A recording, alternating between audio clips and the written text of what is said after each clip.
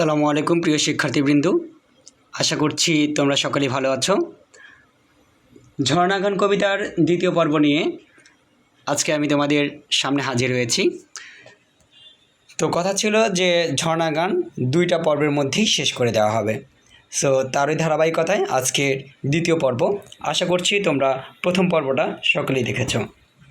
আর যদি কেউ দেখে না থাকো তাহলে সেক্ষেত্রে আই বাটনে আমি এটার লিঙ্ক দিয়ে দিচ্ছি, তোমরা সেখান থেকে পেয়ে যাবা।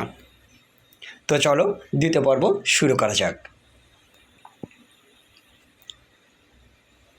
এখানে বলা হয়েছে, ঝাঁপিয়ে যায় লাফিয়ে ধাই, দুলিয়ে যায় অচল ঠাট, নাড়িয়ে যায় বাড়িয়ে যায় টিলার গায়ে ডালিম ফাট। প্রথমে বলছে যে ঝাঁপিয়ে যায় লাফিয়ে ধাই, অর্থাৎ ঝর্ণা যে উপর থেকে নিচের দিকে আসছে এই আসার গতির কথা বলছে। কখনো সে ঝাঁপিয়ে যাচ্ছে অর্থাৎ লাফ দিয়ে যাচ্ছে, আবার কখনো সে ঝাঁপ দিয়ে যাচ্ছে, এই কথাটা এখানে বলছে। তারপর বলছে যে দুলিয়ে যায় অচল ঠাট, যে নাড়িয়ে যায় বাড়িয়ে যায় টিলার গায়ে ডালিম ফাট। মানে সে বলতেছে যে নাড়িয়ে যাচ্ছে বাড়িয়ে যাচ্ছে। দেখো ঝর্ণা যখন উপর থেকে নিচের দিকে পড়তেছে তখন দেখব যে চারিদিকে কিন্তু তার গাছপালা থাকে, তাই না?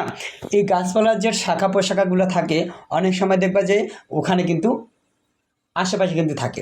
তো এই ঝর্ণা যখন উপর থেকে নিচের দিকে পড়তেছে তখন দেখবা যে কখনো পাতা স্পর্শ করে, কখনো ডাল স্পর্শ করে। তো এই কথাটা এখানে বলতেছে যে কখনো সে কী করতেছে, নাড়িয়ে যাচ্ছে, আবার কখনো বাড়িয়ে যাচ্ছে। অর্থাৎ দেখবা যে যখন প্রকোপ আকার ধারণ করে ঝর্ণার গতিটা, এই প্রকোপ আকার যখন ধারণ করে তখন যদি কোনো ডাল থাকে তার পাশে, সেই ডালটাকে সে ভেঙে দিয়ে যায়।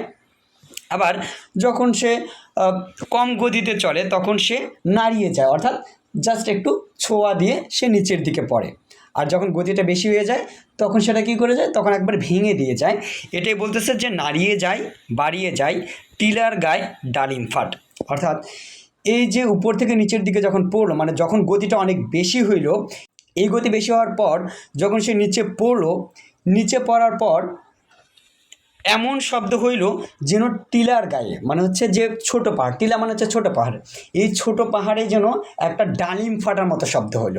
আমরা যদি ডালিমকে পাথরে ছুঁড়ে দেই বা যদি আমরা মাটিতে ভাঙি তাহলে সেক্ষেত্রে দেখবা যে একটা শব্দ করে, সেই শব্দের কথা বলছে যে টিলার গায়ে যেন ডালিম ফাটার মতো একটা শব্দ হয়ে গেল।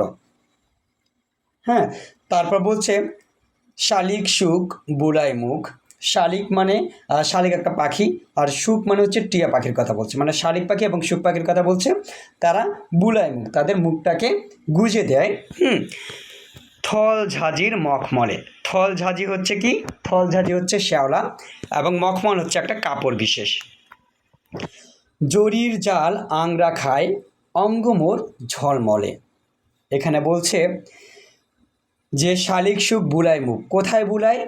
থল ঝাঁঝির যে মখমল, তার মানে সে বলতেছে যে শ্যাওলা, এই শ্যাওলাটাকে সে কল্পনা করেছে যে এই শ্যাওলাটাকে সে জন্য একটা মানে হচ্ছে মখমল কাপড়, এই মখমল কাপড়ের মধ্যে মানে হচ্ছে এই থল ঝাঁঝিটা একটা মখমল কাপড়ের মতো হয়ে আছে, সেখানে শালিক এবং সুখ পাখি গিয়ে কি তাদের মুখটাকে বুলায়। জরির জাল আংরা খায় অঙ্গ মোর ঝলমলে। এখানে আংরা খায়, জরির জাল আংরা খায় মানে জরির জাল, জরিকে তো আমরা চিনি, জরি যেটা হচ্ছে গ্লিটারের কথা বলছে, এই জরির জাল যেরকম আংরা খায় অঙ্গমোর ঝলমলে, এই জরির জলের মতোই তার অঙ্গটা যেন ঝলমল করে। তারপর বলছে যে নিম্নে ধাই শুনতে পাই ফটিক জল হাঁকছে কে। অর্থাৎ সে যখন ফটিক একটা কিন্তু পাখি বিশেষ, এই ফটিক পাখি এটাকে আমরা মূলত বলে থাকি যে চাতক পাখি।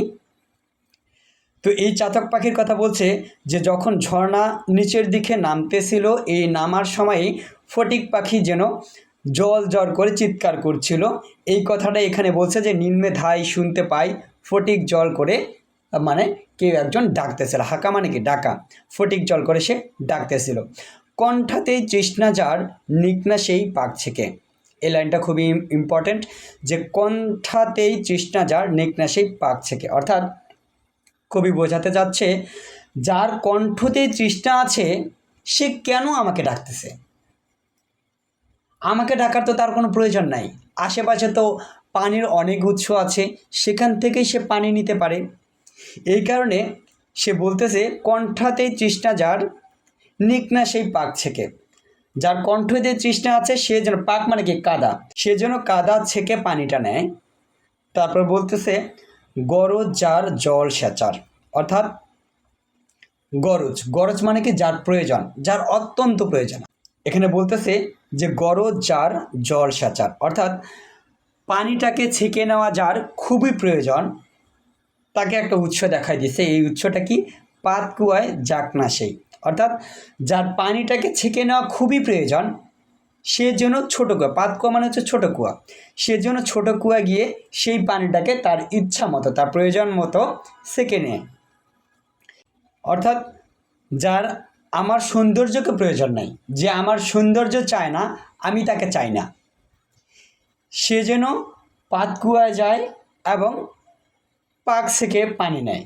তৃষ্ণাচার, অর্থাৎ যার আবার সৌন্দর্যের প্রয়োজন, আমরা যেন তার আশেপাশে সবসময় ঘোরাফেরা করি। তার খোঁজেই বিরাম নেই, বিলাই তান তরল শ্লোক।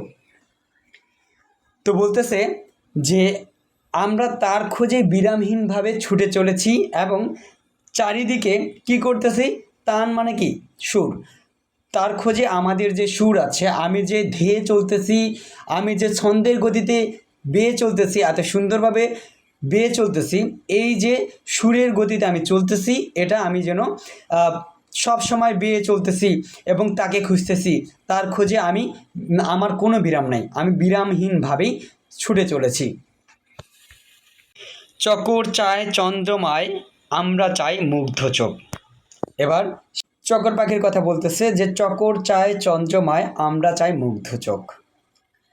বলা হয়ে থাকে যে চকর পাখি, এই চকর পাখি চাঁদের আলো পান করেই মূলত জীবন ধারণ করে থাকে। তো এই চকর পাখির কথা বলছে এখানে, যে চকর পাখি যেরকমভাবে সবসময় চাঁদের আলো চায়, ঠিক সেরকমভাবেই আমরা চাই মুগ্ধ চোখ, মানে যে চোখটা আমাদের সৌন্দর্য দেখে মুগ্ধ হবে, এরকম আমরা চোখ চাই।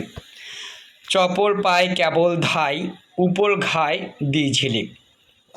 সে বলতেছে যে চপল পায় কেবল ধাই, আবার সে বলতেছে যে আমি চঞ্চল পায়ে ছুটে চলতেছি, উপল ঘায় দিই ঝিলিক। উপল ঘায় মানে কি? পাথরের আঘাতে, ঝিলিক দিয়ে মানে হচ্ছে ঝলমল করে, পাথরের আঘাতে আমি ঝলমল করতেছি।